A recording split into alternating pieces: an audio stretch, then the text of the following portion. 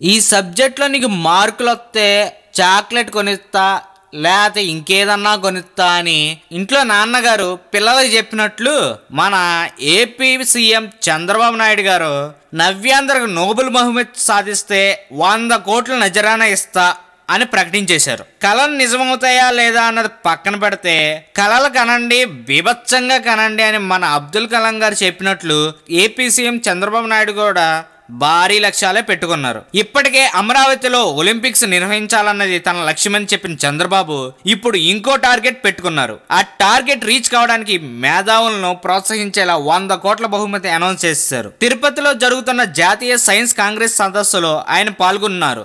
ఈ సందర్భంగా విద్యార్థులను ఉద్దేశించి చంద్రబాబు మాట్లాడుతూ 100 కోట్లు ప్రకటించడం కరెక్టేనా?